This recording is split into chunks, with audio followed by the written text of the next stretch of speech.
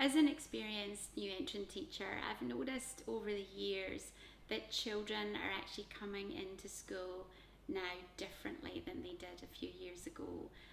By that I mean that children, say 10 years ago, could come in, they were quite independent, they were able to hold a pen, write their name, they knew some alphabet letters and sounds, sometimes even some sight words. And children could sit on the mat for an extended period of time.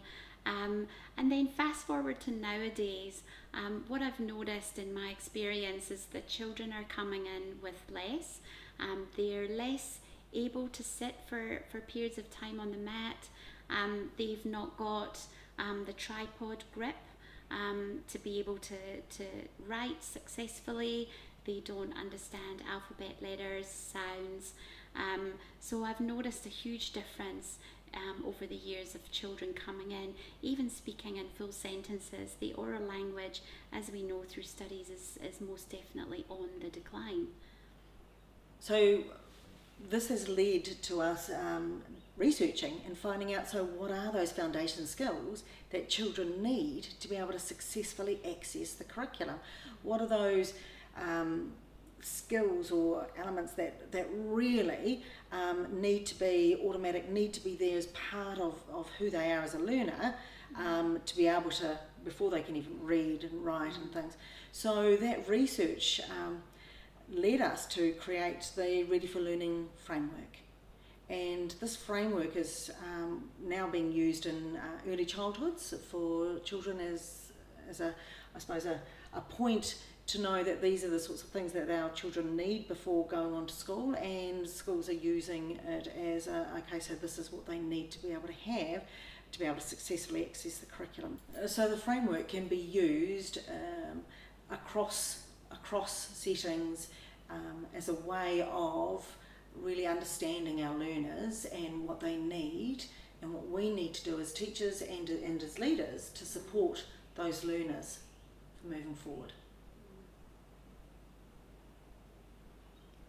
So the elements of the framework have been divided into certain areas. However, it's important to stress, I guess, that they're not taught or looked at in isolation. They are integrated. So just one of the first ones would be moving. Moving is actually divided again into two areas. We have the fine motor. So for example, it's looking at if a child can actually have the tripod grip. Many children are actually coming into new entrants now with a palmar grip, which is not fine motor. We need to know that the signals are going all the way from the brain right down to the tips of the finger to have that fine motor movement. That's just one example of fine motor. Another one could be scissor skills. Many children struggle with using scissors. And then we go into gross motor. Now, gross motor is actually incredibly important for learning and is certainly not looked at in our school entry assessments, our traditional ones. However, balance, for example, if a child's balance isn't the best, that really impacts on their learning, and even the ability to sit still and listen. Andy will go into automaticity in a while, but if a child isn't able to sit and hold their body still, the brain is actually focusing on that one skill rather than the things that we'd like them to. Another one, an important one, is speaking. We know through research that children, there's a real decline in oral language in our children, both nationally and internationally. So for example, if a child's not able to talk in full sentences, that can really impact on their learning, because they're not able to talk about what their experiences were in the holidays or the weekend, and even less so able to write about it if they're not talking in those full sentences. So speaking is incredibly important as a foundation skill. Then we move into hearing. Now, hearing isn't just hearing environmental sounds, it's phonological awareness. Many of us in teaching think of phonemic awareness as where we start with our new entrant learners. However, phonological awareness, we know this in science and research, that children need to be able to hear environmental sounds, and they need to be able to identify rhyming words and syllables and so on long before they can hear that makes the sound for A. Then we move into seeing. Seeing is visual discrimination, and again we assume so much as teachers that children are actually, for example, visually discriminating between, say, the letter C and the letter O. Now, if a child isn't able to look at, for example, an I Spy picture and spot the difference, or see that one ball is larger than another ball in a picture, it's very difficult for them to visually discriminate between symbols, which are letters. And let's not forget that this might be completely new to them. So it's understanding what visual discrimination is and how we can support that in their learning. Then we move into print and concepts of print. Again, we're looking at data and noticing that children's concepts of print are on the decline. Lots of reasons are of why.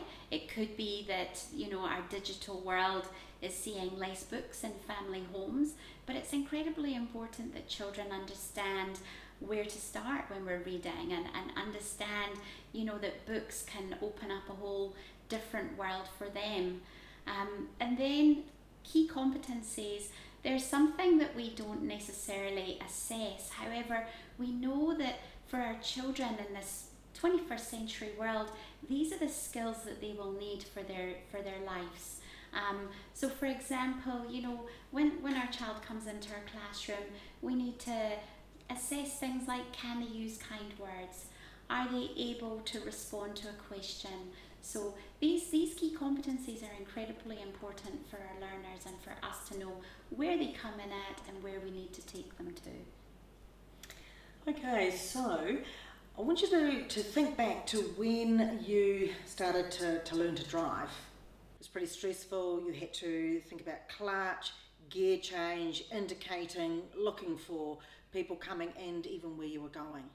Really stressful, and your body would often sweat, and because it wasn't automatic, it wasn't just something natural. Whereas now when I drive, sometimes I'll get to a place and I'll think, how did I get here? That's the difference with automaticity. And our brains don't have to think about it, and our children, our learners, need to have these foundation skills, and that it needs to be automatic. If the brain's having to think about anything, it's thinking about, oh my gosh, I've got to have tripod grip. If it's thinking, oh, my core, my strong, I've got to sit up. The two things, I've got to remember what the teacher said I had to do. That's the third thing I'm thinking about. If I'm thinking I've got to cross that middle, I've got to move my page over here rather than changing it because I'm not allowed to. All of those things are actually causing cognitive overload. There's no way as a learner, if those aren't automatic, there's no way I can even think about what I'm writing as a student, because it's having to function and think about all these other things. So we want all of these foundation skills. They need to be automatic. They need to be so the brain doesn't even have to think about it. It's there so it can actually have room to think about what it's learning, what it's writing, what it's reading, what it's doing. So for it to be automatic, children need 200 to 500 times to build those synapses to make it automatic. And if they've learned something wrong, so they've learned that this is the pencil grip, they've actually got to do it hundreds of times to undo it. And yes, it is important. Some parents will come in and say, well, does it matter because my child needs to, they're going to use a computer. They don't need to hold a pencil. We're getting away from that. But actually it's not just a pencil, it's that fine motor. It's actually going to impact on everything that you're doing in everyday life, as well as even your future job choices. And the framework is all about knowing your learner and where they come in at into your classroom. It's not just a school entry assessment either. It tells us so much more about the whole child. It shows us what they come in with and what they actually need, if anything, to access the curriculum. And it's also looking at what we need to do as teachers to plan for teaching and learning. And it's also, the one thing I really love about it as well is it's not just an assessment. The framework allows us to track and monitor progress. And we know from Nathan Wallace that children's dispositions are fixed by the age of 7. And what I mean by that is their view of themselves as a learner. So we want to really focus on the positives and build them up so that their disposition is positive and they think of themselves as a learner and that they are good at learning and that they are school ready. And the way that this framework works is that children are having success. They're not getting to the end of the first year at school and going, oh my gosh, I can't read, I'm dumb, school sucks, it's hard. So where this framework focuses on teaching them at their developmentally appropriate level.